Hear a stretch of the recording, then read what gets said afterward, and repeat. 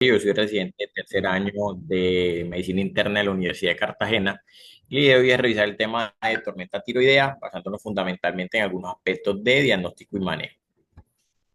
Entonces, para iniciar, pues tenemos que aclarar algunos conceptos básicos y es básicamente que hay que diferenciar entre tirotoxicosis y tormenta tiroidea e hipertiroidismo manifiesto. Vamos a tener diferentes escenarios clínicos y cada uno pues va a tener unas representaciones tanto bioquímicas como clínicas muy diferentes. En un primer escenario, pues podemos tener hipertiroidismo subclínico, en el cual vamos a tener una supresión de la TSH con una T4 libre y una T3 libre que van a estar en rango de normalidad.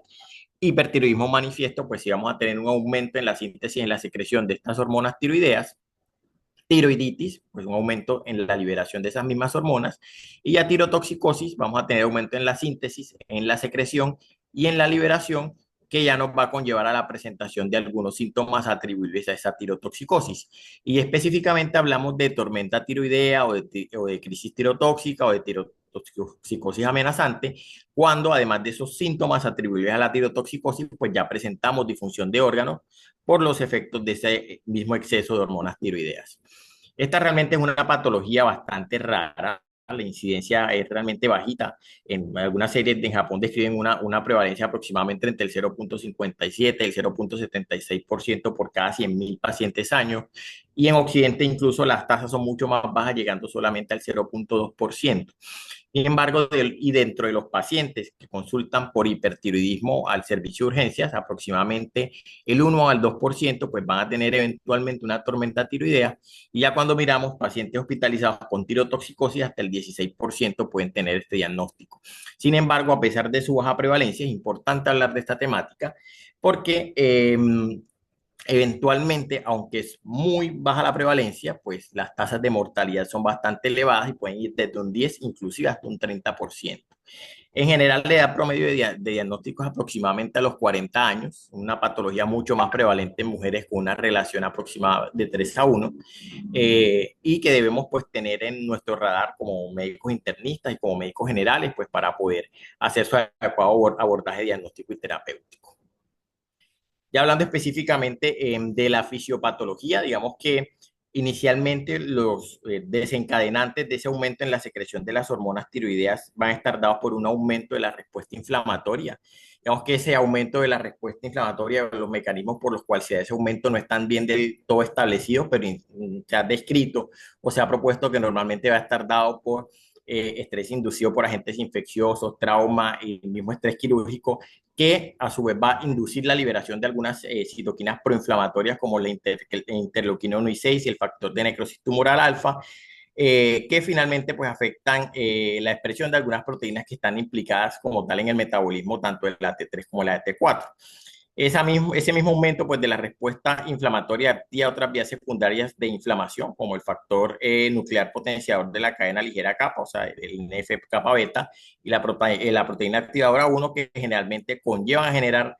más inflamación e inducen algunos cambios en la expresión de los receptores de las proteínas transportadoras de las hormonas tiroideas, que ya conocemos todos, que son la tiroglobulina y algunas enzimas de yodidasas como la de yodasa tipo D2. Y eso pues a su vez va a generar una mayor circulación de esas hormonas tiroideas. Cuando nosotros revisamos normalmente o en condiciones fisiológicas, menos del 1% de esas hormonas tiroideas se van a encontrar libres en el plasma y disponibles pues para su captación por los tejidos, y normalmente esa tiroglobulina va a ser la encargada de la entrega de esas hormonas pues en los tejidos periféricos. Eso va a estar dado pues por una mayor afinidad de esta tiroglobulina tanto por la T4 como por la T3. En aquellos pacientes que debutan o que presentan una tormenta tiroidea, lo que vamos a tener es una mayor biodisponibilidad de esas hormonas tiroideas en su fracción libre, que normalmente va a estar dada por una disminución de la afinidad de esas proteínas transportadoras, y por ende pues se genera una mayor unión a sus receptores con todos los efectos deleterios que ya conocemos en los diferentes tejidos y que vamos a detallar a continuación. Dentro de los precipitantes, como ya les mencioné, pues digamos que los mecanismos fisiopatológicos subyacentes y esos cambios conformacionales que llevan a ese aumento de la inflamación no están del todo descritos, pero sí hemos identificado algunos desencadenantes o algunos eventos que se comportan como precipitantes para que un paciente pues desarrolle una tormenta tiroidea. Dentro de eso, pues inicialmente pues vamos a tener lógicamente las enfermedades tiroideas como la enfermedad de Graves y el bocio multinodular tóxico, los procesos infecciosos bien sean virales o bacterianos, y dentro de eso pues entra otra patología como son las tiroiditis postvirales y la tiroiditis supurativa. Tenemos también tormenta tiroidea relacionada per se con el embarazo, bien sea con el embarazo como tal o como la labor de parto, o en el caso de las tiroiditis postparto. Y pues vamos a tener algunas otras patologías un poco más específicas como el estromo ovárico o el embarazo molar,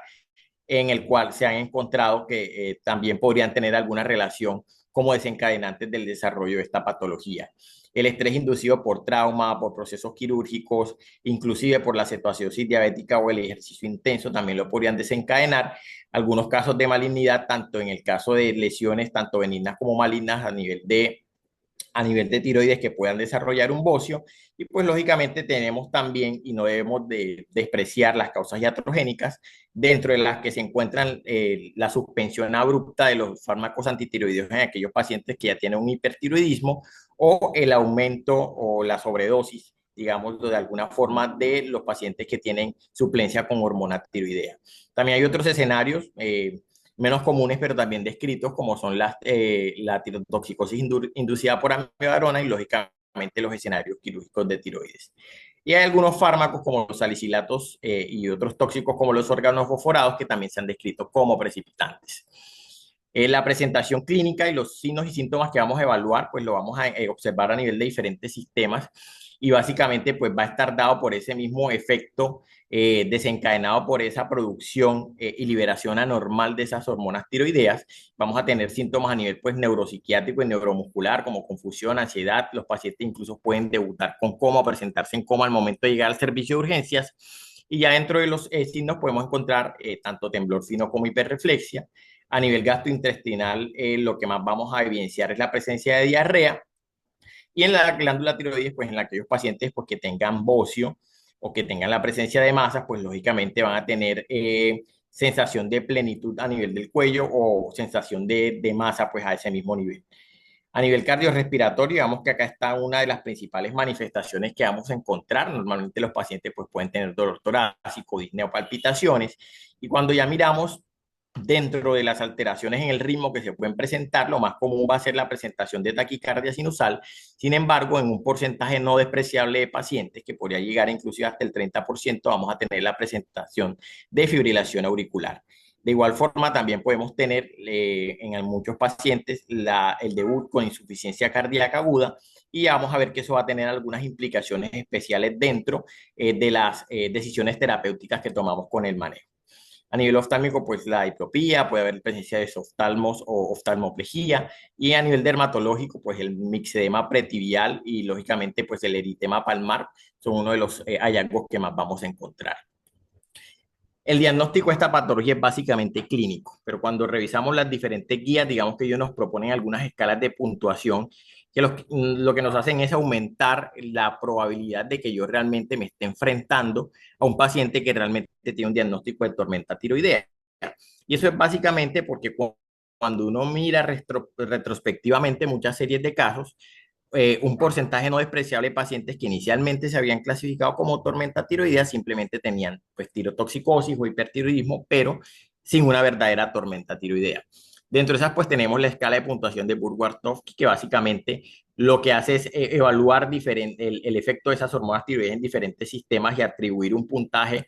a cada uno de esos ítems. Entonces tenemos las alteraciones a nivel de la temperatura, efectos a nivel del sistema nervioso central, los síntomas a nivel gastrointestinal, a nivel cardiovascular, y la historia o no pues de haber tenido un precipitante previo. Y finalmente, pues vamos a tener una puntuación dependiendo de los síntomas que encontremos en el paciente, que si es mayor o igual de 45 va a ser altamente sugestivo de que el paciente tenga una tormenta tiroidea. Entre 25 y 44 es sugestivo de una inminencia de tormenta tiroidea, y pues va a ser menos probable que mi paciente esté en tormenta tiroidea si ese puntaje está por debajo de 25. Este puntaje pues tiene una sensibilidad muy buena del 100%, pero tiene una especificidad que es más bien muy limítrofe del 50%, lo cual al utilizarlo en forma aislada nos puede dar el riesgo de que diagnostiquemos pacientes que realmente son falsos positivos. Los otros criterios son los criterios de la Asociación Japonesa de Tiroides. Ellos básicamente lo que nos dividen los pacientes son en pacientes con un diagnóstico, digamos que ellos lo colocan como definitivo de tormenta tiroidea, que es este TT1, o los pacientes con sospecha, que son estos de TT2. Entonces ellos lo que plantean es que uno debería hacer una combinación, una primera combinación donde pues yo tengo un paciente que tiene tirotoxicosis con estos criterios que vemos acá abajo, que es básicamente tener elevación de la fracción libre de la T3 o de la T4, con manifestaciones a nivel del sistema nervioso central, más tener una o más manifestaciones a nivel del sistema nervioso central y tener fiebre, taquicardia, insuficiencia cardíaca congestiva, manifestaciones gastrointestinales o hepáticas. Y una combinación alterna que incluye también la presencia de tirotoxicosis o más de tres pues, de los síntomas que mencioné con anterioridad. Y están los pacientes pues, que tienen sospecha, donde pues, pueda tener una primera combinación donde incluimos la presencia de tirotoxicosis o al menos dos síntomas de los que ya mencioné con anterioridad. La combinación alternativa pues, va a incluir los pacientes que cumplen los criterios de TT1, con excepción pues, del valor de T3 libre y de T4 libre, y que los pacientes pues, tengan datos previos o posteriores que realmente sugieran que tienen tirotoxicosis al momento de yo establecer el diagnóstico de tormenta tiroidea. Estos, a diferencia de los criterios previos, pues tienen una sensibilidad del 75% y una especificidad del 90%. Sin embargo, pues en algunos pacientes con presentaciones leves o atípicas de la enfermedad, pues también vamos a tener limitaciones con su aplicación. Ya les había mencionado que el diagnóstico es clínico y cuando pues revisamos las guías, lo que sugiere la Asociación Americana de Tiroides es básicamente que utilicemos estos puntajes, pero que yo establezca una medida terapéutica en aquellos pacientes que tengan un puntaje de Burgh-Wartowski superior a 45 o que cumplan con los criterios definitorios de la Asociación Japonesa y que además tengan evidencia pues de compromiso hemodinámico o de compromiso de diferentes órganos efectores secundarios pues a la misma tormenta tiroidea. Y en los pacientes que yo tengo un puntaje Burgh-Wartowski que está entre 25 y 44, el diagnóstico pues yo lo voy a establecer y la decisión de manejo dependiendo pues del juicio clínico, en lo cual pues lógicamente también voy a evaluar si hay realmente compromiso o no en el paciente que sea realmente mediado por esos efectos de las hormonas tiroideas. Y las guías del 2016 de la Asociación Japonesa de Tiroides, básicamente lo que recomiendan es que uno utilice ambos sistemas pues, para realmente aumentar la precisión de ese diagnóstico clínico. Digamos que no hay unos paraclínicos específicos que yo debería solicitar en este escenario, pero digamos que lo que sugieren es que en general pues yo solicite algunos paraclínicos, primero pues para establecer diagnósticos diferenciales y segundo para mirar realmente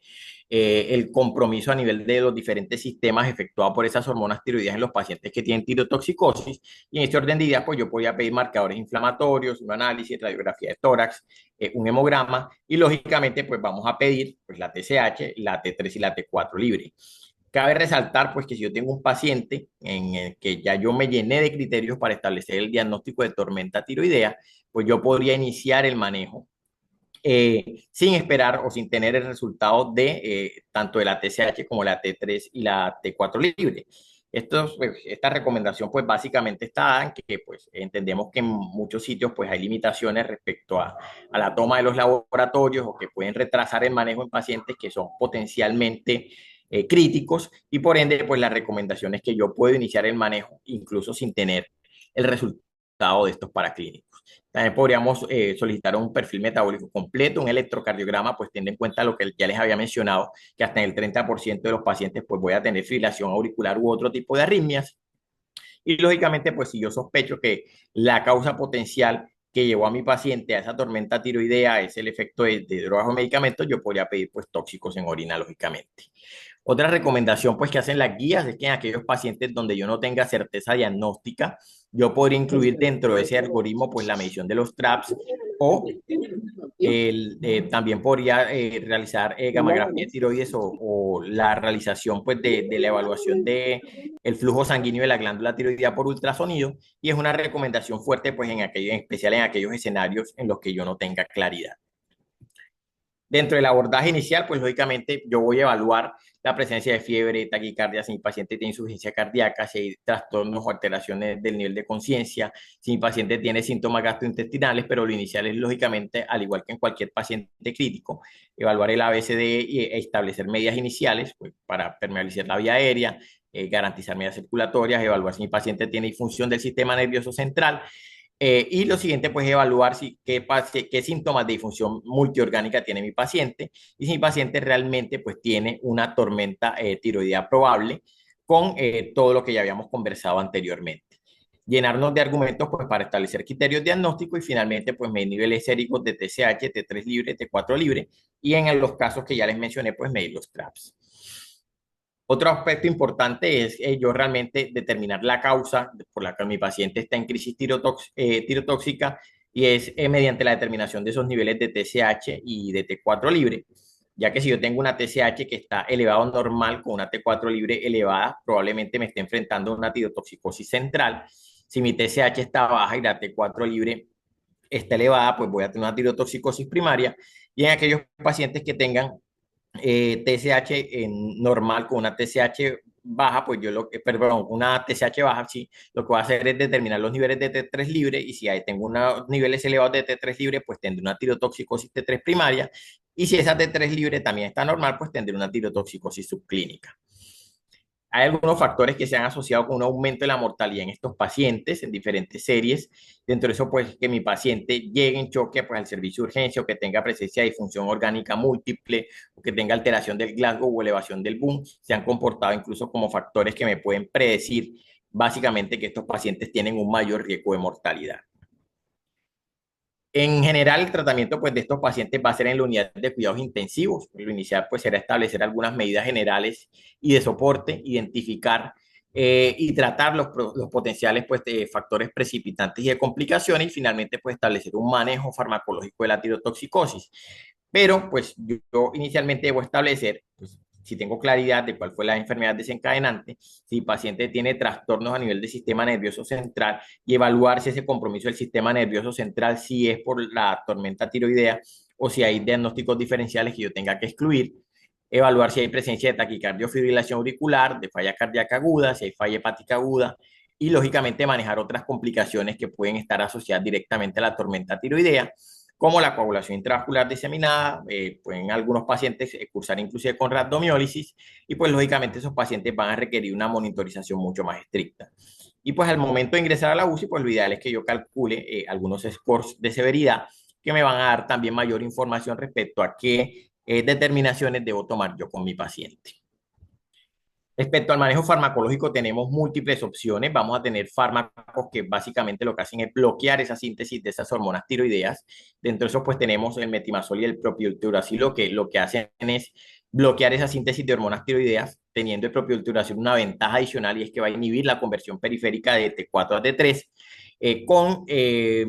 una consideración especial y es que en algunas series, en especial que se realizaron en Japón hace algunos años, se demostró que cuando yo utilizo propilturacilo hay un mayor riesgo de que los pacientes desarrollen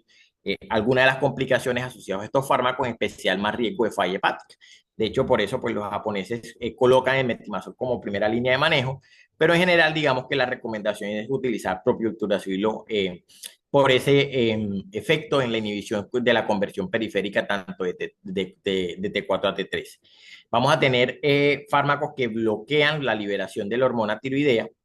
Ahí tenemos pues las soluciones saturadas de iodo de potasio, la solución de Lugol y el carbonato de litio, que lo que hacen es bloquear esa hormona que ya está preformada. Con estos fármacos pues hay que tener la salvedad que lo ideal es administrarlos una hora después de que ya yo administré los fármacos como el metimazol o el propiltiuracilo, porque si yo los administro de entrada, podría aumentar la síntesis de esas hormonas tiroideas. Y tenemos fármacos que lo que hacen es bloquear pues, los efectos periféricos de esas hormonas tiroideas. Dentro de esos, pues tenemos principalmente los beta bloqueadores. Dentro de estos, pues hay una recomendación más a favor del esmolol porque tiene una vida media mucho más corta y me va a permitir que en caso de que el paciente desarrolle efectos adversos asociados al mismo beta bloqueador o que mi paciente esté en insuficiencia cardíaca aguda, pues lógicamente al suspenderlo no voy a tener que esperar una vida media muy larga para que el medicamento deje de surtir su efecto, pero normalmente pues vamos a tener mayor disponibilidad de propranolol, que lo que va a hacer es también inhibir, tiene la ventaja que también inhibe la conversión periférica de T4 a T3, y la dosis en general va a depender lógicamente de la guía que yo revise, pero puede ir básicamente entre unos 40 y unos 80 miligramos cada 4 a cada 6 horas. Los y corticoides, en especial la hidrocortisona y la dexametasona, también se han utilizado para bloquear esa conversión periférica. Eh, ese mecanismo se hace básicamente por la inhibición de la ioasa tipo 1, y vamos a tener fármacos que lo que hacen es bloquear la circulación enteropática de esas hormonas tiroideas, dentro de los que vamos a tener especialmente la colestiramina, que disminuye la reabsorción de esas hormonas tiroideas y potencia pues el aclaramiento de las mismas. Este fue un algoritmo pues, de manejo que propusimos hace algunos meses en un artículo de revisión que escribimos con el doctor Hugo Colarrades y con el doctor José Correa. Y acá proponemos pues, que estos pacientes deberían vigilarse en la UCI. Y en la UCI, pues lo ideal es que yo corrija pues, la volemia y vigile cómo está la perfusión de mi paciente, corrija la hipoxemia. Si el paciente pues, tiene arritmias potencialmente fatales, también las debo tratar, corregir alteraciones hidroelectrolíticas y bloquear pues la acción periférica de las hormonas tiroideas, inhibir la síntesis y la circulación de estas e identificar, creo que debería ser uno de los aspectos fundamentales dentro de todos los algoritmos de manejo, cuáles son esos factores precipitantes y tratarlos lógicamente. Entonces vamos a tener las tionamidas, ya les había mencionado tanto el propilturacilo como el metimazol. El triptiluracilo de dosis de 500 a 1000 miligramos como dosis inicial, y voy a continuar a 250 miligramos por vía oral cada 4 horas. Y el metimazol, pues lo ideal es dar dosis de 40 miligramos como dosis inicial y continuar al menos eh, a 20 miligramos por vía oral también cada 4 a 6 horas. Dentro de los beta bloqueadores, lo ideal es que antes de yo administrar el beta bloqueador, tenga certeza de cómo está la función ventricular de mi paciente y verificar si mi paciente no está en insuficiencia cardíaca aguda, eh, porque lógicamente eso nos va a restringir un poco su uso, pero en caso de que mi paciente, pues después de que yo haya evaluado la función ventricular, preferiblemente pues con un ecocardiograma en la cabecera del paciente, yo podría dar propranolol 40-80 miligramos por vía oral cada 4 horas, o podría administrar esmolol de 250-500 microgramos por kilo como dosis inicial y dejar una dosis de 50 a 100 microgramos por kilo minuto en infusión continua. Tenemos los otros fármacos ayudantes, como ya les había mencionado, pues la solución de yodo inorgánico, la solución de Lugol, que lo ideal es administrarlos al menos una hora después de yo haber administrado las tionamidas, y los glucocorticoides, como es el caso de la hidrocortisona o la dexametasona, también me pueden ayudar pues eventualmente a disminuir esa conversión periférica de las hormonas tiroideas. La colestiramina también la puedo utilizar. Lo ideal también sería utilizarla una hora antes perdón, de haber dado estos fármacos. ¿Qué pasa si después de haber hecho todas estas medidas farmacológicas, mi paciente no tiene mejoría clínica en 24 a 48 horas, o si mi paciente tiene contraindicaciones o reacciones adversas con la terapia médica?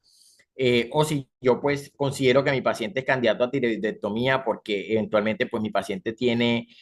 un bocio de un tamaño significativo o tiene una sospecha ósea de tiroides, pues en esos pacientes yo podría utilizar como manejo o como terapia puente a la cirugía la plasmaféresis en 3 a 6 sesiones, y ya como terapia definitiva y como última opción estaría hacer la tiroidectomía o ablación con yodo de la glándula tiroidea. La plasmaféresis, digamos que la evidencia no es muy grande, la mayoría de información que tenemos es retrospectiva, pero pues esta es una serie bastante grande, pues grande lo hablo porque es la que más pacientes ha excluido hasta el momento, que incluyó en total 46 pacientes, y se demostró que independiente pues de la etiología, bien sea pacientes que tengan enfermedad de Graves o pacientes que no tengan enfermedad de Graves, el administrar terapias de recambio plasmático pues disminuye en forma significativa pues los niveles tanto de T3 libre como de T4 libre, por lo cual en esos pacientes refractarios al manejo farmacológico yo podría considerar esta como una opción para finalmente brindar tratamiento a esos pacientes. La tiroidectomía, como ya lo mencioné, idealmente pues lo vamos a reservar para aquellos pacientes que son refractarios al manejo médico, que tienen síntomas compresivos, aquellos pacientes con malignidad confirmada o con alta sospecha de malignidad. En el caso del bocio, pues va a depender lógicamente del tamaño del bocio, pero la recomendación en general en bocios que superen los 80 o 100 gramos. Y también, pues en aquellos pacientes que yo decidí dar yodo radioactivo y el yodo radioactivo fue insuficiente, yo también podría considerar la tiroidectomía como una medida para intentar corregir este problema en los pacientes.